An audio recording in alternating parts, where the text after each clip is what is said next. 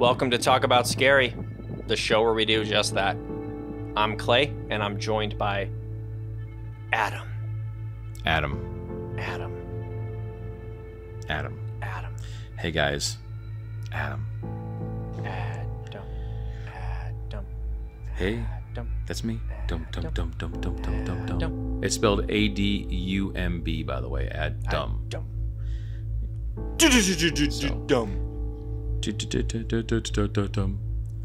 So, hey man. Hey. Hey buddy. I know we've got a fun episode planned, but I do want to take a minute to let everyone know that we do have a special out on Tubi, Amazon Prime, and some other platforms. It's called Spirits of the Superstition Mountains. Please do us a solid and check it out. Tell your friends. It's a lot of fun. It's definitely worth the watch. Do it. Yep. It's great, guys. And you watching our videos and our featured content, especially on platforms like Tubi and Amazon, that just helps support the podcast, helps us bring you great content, and that's what we love doing. And as filmmakers, it's one of our passions to do those kind of things for you. So yeah, please do it and leave your reviews on any platform you see it on, or on IMDB, or whatever you like. We like to hear from you, or you could contact us on Instagram and Talk About Scary, and we'd love to hear from you there too. Yeah, so please. Spirits of the Superstitions, again, now live on Tubi, Amazon, and a handful of other platforms. But give it a shot. Tubi's great too, but you can watch it without a subscription. It's free. It's free. It has a few ads, but they're usually pretty good ads. It's good. And it's good. The quality of the video is really good. But now that we've gotten the housekeeping issue out of the way, as I mentioned, we do have a pretty cool episode planned, and this is something that we want to start adding to the mix. It's not just, as you've noticed, we've taken away some of the things from our tagline and our opening about talking about scary places, where we're now just talking about scary, and that's broad, and it's supposed to be, because there's a lot of things that we want to cover. It could just be places, but it could also be things and thoughts and conspiracies and people. And people usually equals murders and crimes, and those can be scary. So that's definitely something that we want to start talking about. Yeah, absolutely. I mean, as we've said before, Clay finds the supernatural very scary. I find real life really scary sometimes. So, we're kind of doing a little bit of everything. And it's funny because we've tried a lot of different formats and platforms. Haven't we, Clay? Yes. We've tried a lot. To bring content to you. We're creatives, and no one's ever here to really wrangle us in, so we kind of just go nuts and try all different things. And one of the things that I tried that it never launched for us was I wanted to do a true crime podcast. Excuse me, so hard to say. Called Pathological. I can't do it. I can't say it so hard. It's like saying rear wheel drive. I'm not even going to try that. Are you crazy? It's hard, but why would it be a series of words you'd have to say? But so this was from notes. We have a bunch of these notes of true crime that we wanted to talk about. And this one was from Pathological, and we've discussed it. And Clay and I kind of came up with it together, and we wanted to present it to you guys, because this will be like our first true crime discussion, right? I think it is. I mean, we've talked about crimes, but this is like our first,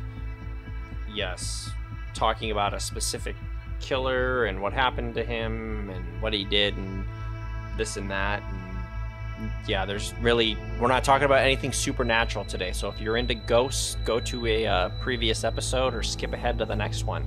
Unless it's the newest one, then you're out of luck. That's it. And today we are talking about the truck stop killer.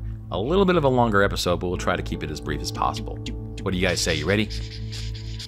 Buckle up, buckaroos. We're going for a ride. On the Magic down the highway. Bus. And in particular down an Arizona highway, just outside of Casa Grande. So here we go. February 5th, 1990, Houston, Texas. Let's start it. A frantic young woman staggers across a busy road trying to flag down passing cars, and eventually a motorist stopped to help her. She was 18-year-old Nicole Tuttle. She was hysterical and had been beaten severely.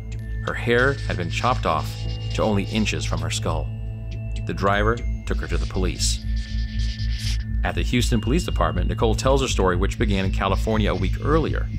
On January 29th, she said that she had hitched a ride from a trucker at a rest stop who called himself Dusty. He said he was headed to East Arizona.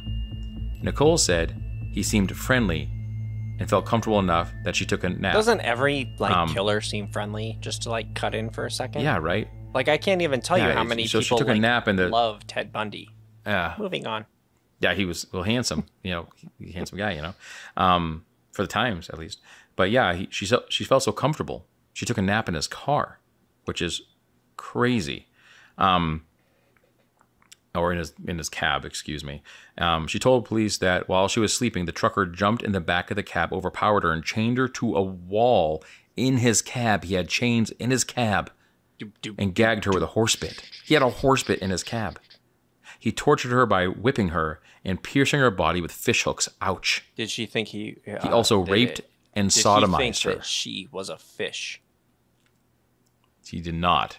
Horrible joke, but I'll allow it. He also raped and sodomized her. She told police that she was chained in the cab for a total of 6 days. 6 long effing days. That's terrible. Yep.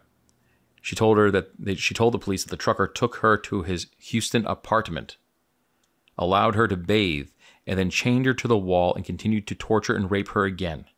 What an asshole. He forced her back into the truck, but failed to shackle her.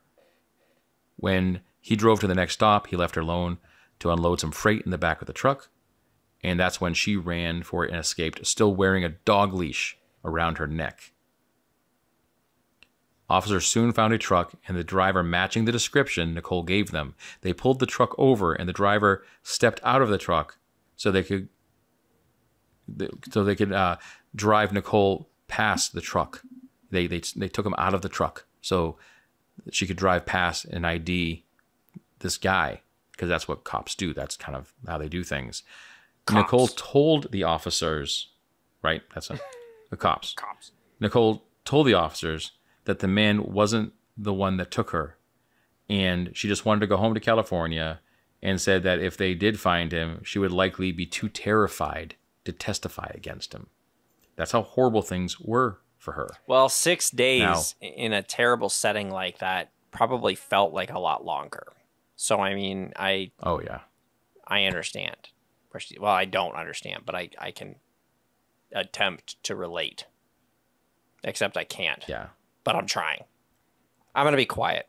Now, no, it's cool. So we had Nicole Tuttle that just did this the same exact day in Pasadena, Texas, just 15 miles away from this incidents where the cops stopped the guy, right? A pair of hitchhiking teens, 14-year-old Regina Walters and her 18-year-old boyfriend, Ricky Lee Jones, because I guess in 1990, that was fine. I don't remember that being fine, but 14-year-old Regina Walters and her 18-year-old boyfriend, Ricky Lee Jones. It's 1990. It's cool. It's cool. Yeah. It's cool. They were walking down the interstate looking for a ride. They were hitchhiking. The two young lovers wanted to run away from home together. They were picked up by the same trucker and took off toward what they thought would be a new life for both of them. It wasn't. It wasn't. No, spoiler alert, it wasn't. Oh, yeah. Regina's mom. Spoilers.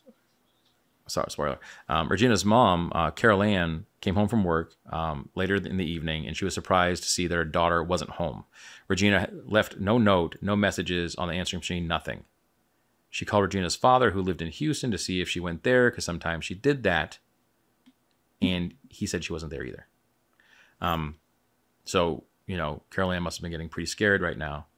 And a day went by, and then she decided to contact the Pasadena police to file a missing persons report. This is Pasadena, Texas, everybody, if you didn't hear that, okay? She had mentioned that although Regina had run away before, it was only for like a day, maybe 2, and she would usually contact her mother soon after. She told Regina that she had. She noted, pardon me, that Regina had not left without contacting her by that time. And the following days, Carol Ann put up flyers offering a reward for information regarding her disappearance.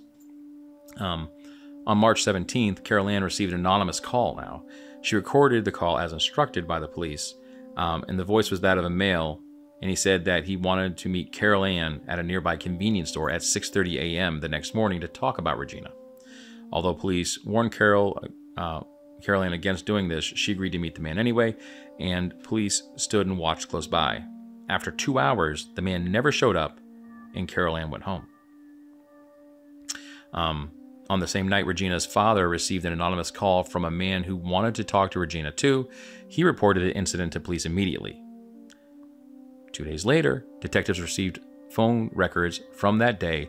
The call to Regina's father's home came from a gas station located 200 miles northwest of where she was last seen. The call to her mother came from a payphone that was located just down the street from her mom's home. That is fucking freaky. I said funky freaky.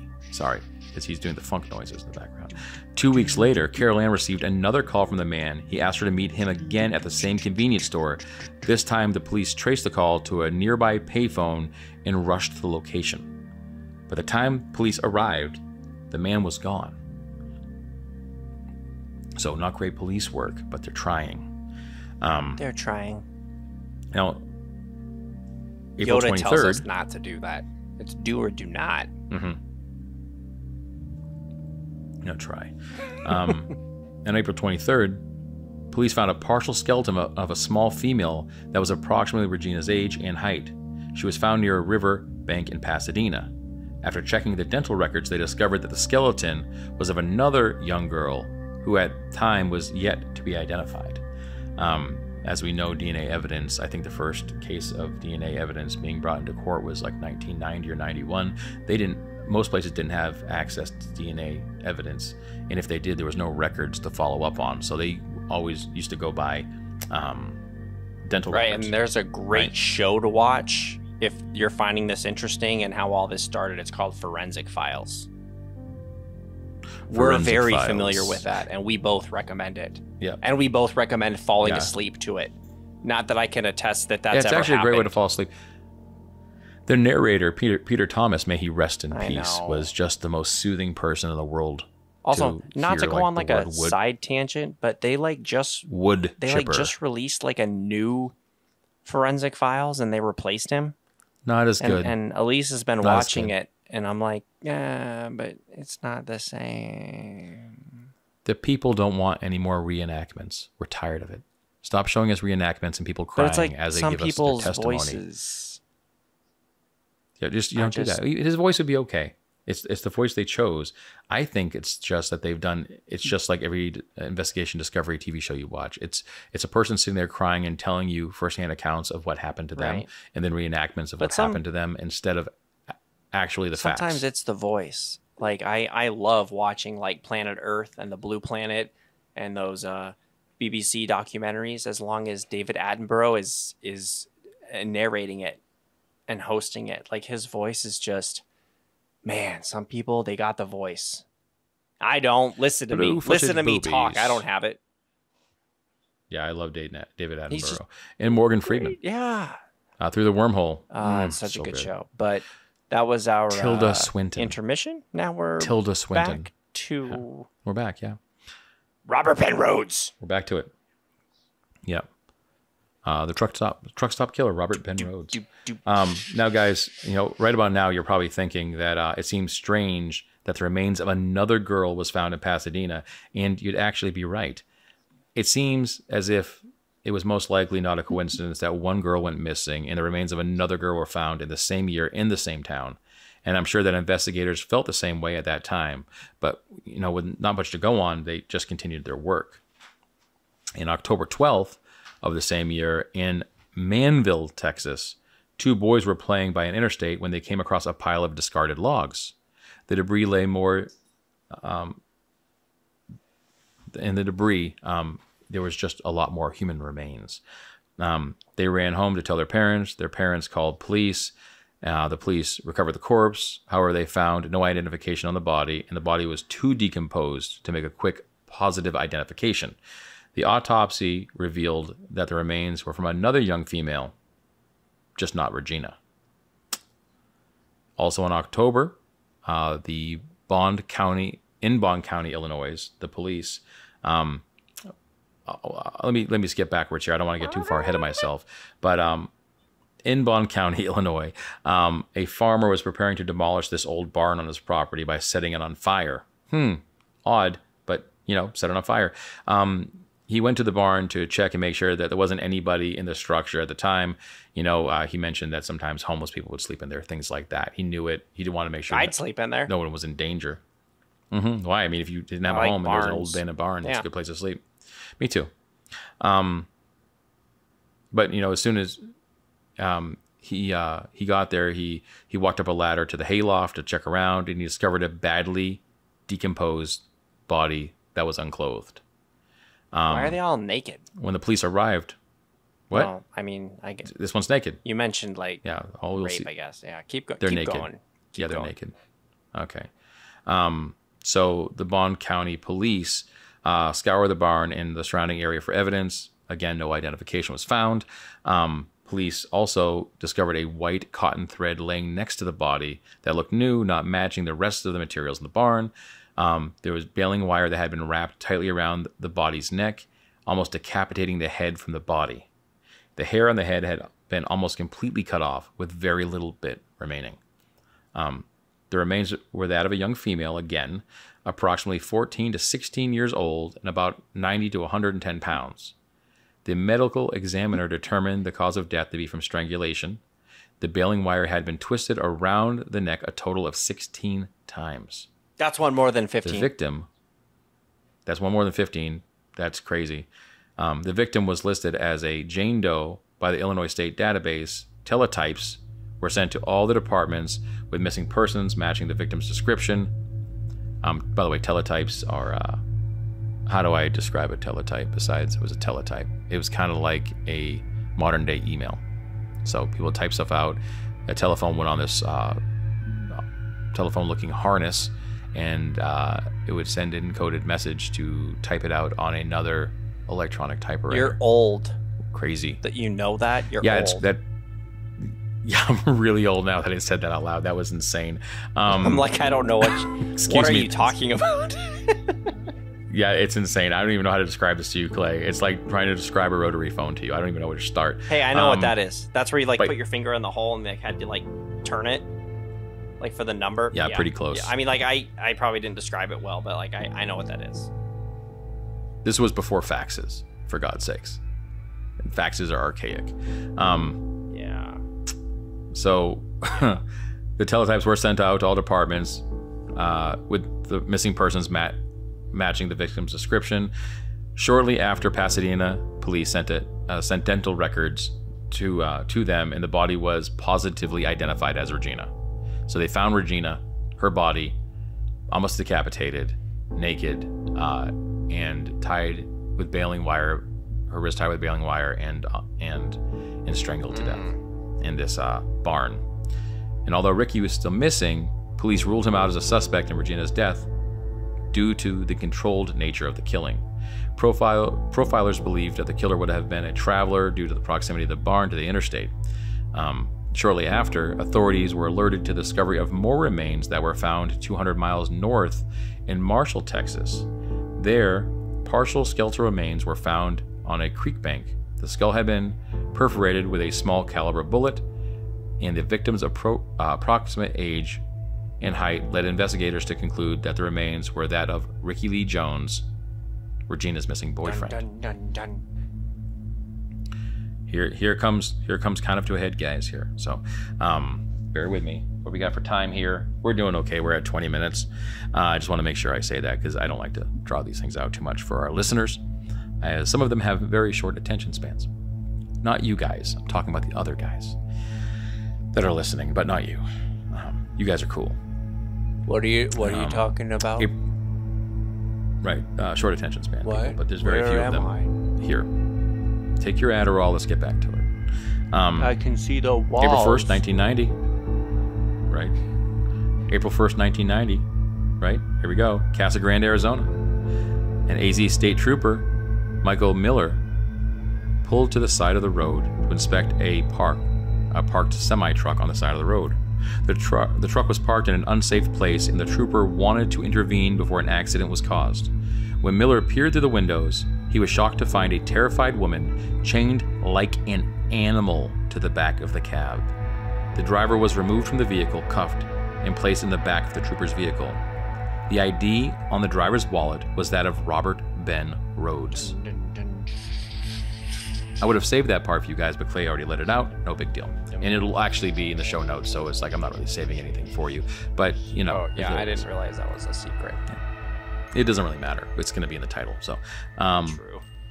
After the trooper calmed the woman and assured her that her ordeal was over, he went back to his vehicle to check on Rhoades. He had already rearranged his handcuffs and was attempting to escape from the car. After securing Rhoades and calling for backup, police discovered an array of torture tools inside his truck. These tools included chains that were welded to the back of the sleeper compartment, fishhooks, bloody white towels, right? White thread, white towels, and a horse bit, and a briefcase filled with sexually sadistic implements and a camera. There was also a bundle of human hair that did not belong to the woman in the truck. The woman was identified as 27-year-old Kathleen Vaughn. She told police that she'd been picked up at a truck stop in Phoenix just an hour earlier. She said she dozed off in the sleeper, and Rhoades jumped on top of her, overpowered her, and assaulted her and chained her to the back of his cab wall. He told her his name was Whips and Chains, and that he had been doing this for 15 years. Wow. This is getting scary. Yeah, just upon now, questioning everything Colleen, you said prior was not. That stuff was scary, but like hearing the testimony of the person again and seeing that this guy progressed so quickly from February to April is insanity. Yeah. Like he was at full bore, you know, terrifying. But and he already confessed this. He was gonna murder her. You know, he was gonna do things and murder her and torture her. There was no way she was getting out of this. It just was fortunate that a police officer stopped at the time he stopped, or she would have been dead. True. But upon questioning her, Colleen, investigators became quickly aware that she suffered from delusions. She would drift back and forth from recounting her horrific ordeal and being distraught to recounting her travels across the country and that she was on her way to Washington for a meeting with the president. She said that she had a microchip to give him. She would also periodically make references to underground prisons. Investigators realized that Colleen's testimony may have been problematic, to say the least, due to her loose grip on reality, so they hoped to get a confession from Rhoades instead. Yeah, she sounded a little bit cuckoo. Yeah, she was bad off, you know, real bad off. A lot of people that are, you know, traveling the country like that and getting, I mean, the entire idea of getting into a truck with a truck driver and hitchhiking cross country is not something that somebody with all of their faculties would normally do. Most of these people are either going to be transient in some sort, or they're going to be prostitutes, or have mental illness, or kids that are trying to run away. Nobody that can make a good life decision hops in the truck with a stranger and goes across the country. It just doesn't make sense. Well, and not one that calls themselves Whips and Chains. You know, when the police questioned Rhoades, he called Colleen a crazy lot lizard, and that she asked to be chained up and said that she liked it. He denied everything. He wouldn't provide any details about what happened in the truck, and police held Rhoades on aggravated and unlawful imprisonment. Words. Excuse me for not being able to say that. Words are hard. And for those who don't know what a lot lizard is, it's referencing a person who prostitutes themselves in a truck stop to get rides to different places. So they call them lot lizards. In case you're wondering what that meant, that's what that means. Clay has been often called a lot lizard because he doesn't like to drive his car to my house. He likes to hitch rides and do whatever he can to get here, which is only 25 miles away. It seems like you're selling yourself short, man. Whatever I can. Whenever you... Yeah. Nice.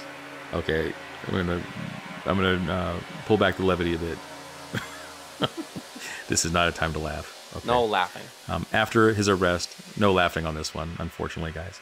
After his arrest, Rhoades made national news.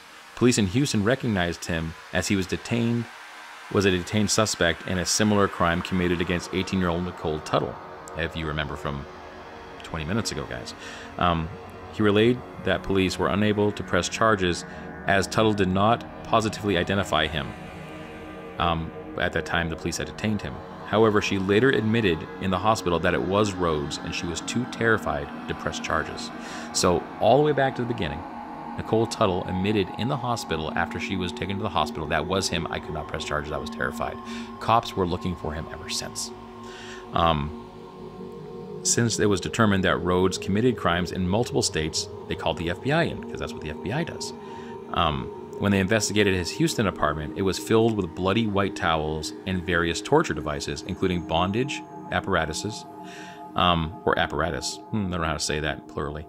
Chains, handcuffs, a rack for securing people to, rack to secure people to, and a lot of women's jewelry. Investigators also found stacks of photographs depicting bound and distraught women with their hair cut off in various states of undress. They were unable to identify any of the women in the photos. And by the way, they already have 3 corpses. They couldn't identify any of these women in the photos. Because there was little evidence to try Rhoades for something more, he was offered a deal to confess to the current charge of aggravated assault and unlawful imprisonment, and he would get 6 years in prison and be eligible for parole in 1 year. Words again. And Rhoades took that deal. Words. Does anybody know why they might have said, just confess to this and we'll give you 6 years? Any clue? Clay? I didn't know there was going to be a test. I was wondering where I'm at, and I was looking at the wall. Well, they did that because they knew that they could have him in prison for 1 year while they investigated the rest of these murders and see if they could tie him to anything else. That's what I was going to say, but go ahead. Time's ticking, right?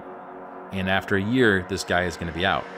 Okay, so to keep that in mind. And investigators are working diligently before he's released and flees somewhere where they'll never find him again. So they're working their hardest right now. In October 1991, investigators in the Regina Walters case came across this information about Rhoades when talking to an officer that worked on the Nicole Tuttle case. It seemed as if Rhoades quickly became a suspect in their case too. Upon investigating the evidence in Rhoades' apartment, within the multitude of pictures of bound and distraught women, investigators find explicit photos of Regina. She was in what looked like a barn, and she was crying and trying to shield herself from the camera. Within the numerous female undergarments found in his Houston apartment, there was a black dress, matching the one Regina wore in the photo. It was determined that the white thread found close to Regina's body held similar class characteristics to the bloody towels found in the apartment as well. Upon delving further into Rhoades' work records, investigators found driving logs and fuel receipts that showed locations and times corresponding to numerous missing persons across the U.S. Rhoades was extradited to Illinois, where he was convicted of the murder of Regina Walters and received life without parole. He is currently serving his sentence in the Menard Correctional Center in Chester, Illinois.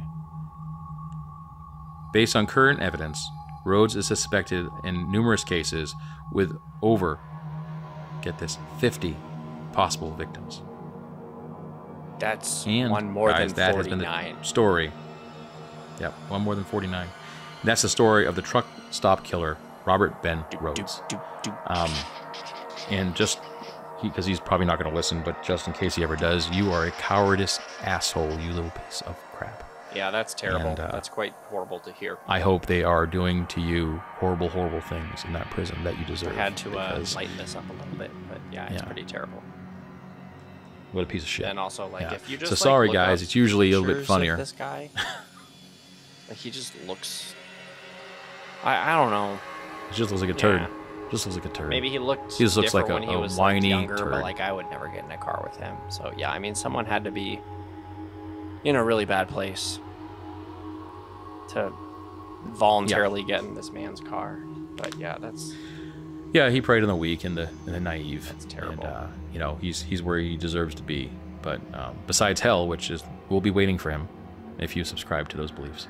And I hope he does. Yeah, usually, guys, we have really fun episodes, and this is the first one we're trying out like this, and we'll have more because I think that there's a lot of our listeners have expressed a desire to hear more of these type of things, and they'll be done in the style of talk about scary, like we always do. One of us will probably read most of it and let you guys feel it out because it's probably the best way that'll work. So I hope you enjoyed what we told you today and this information. And if you have any suggestions at all, please leave them. You can get on our Instagram and talk about it if you'd like, at Talk About Scary.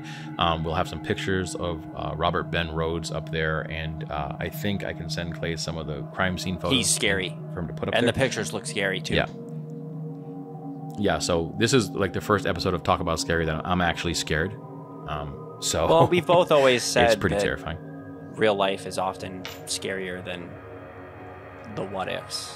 And I mean, yeah, like ghosts and stuff like that can be scary. I know that you don't really get scared by stuff like that, but this kind of stuff is truly terrifying because it happened. It's not what if. It happened.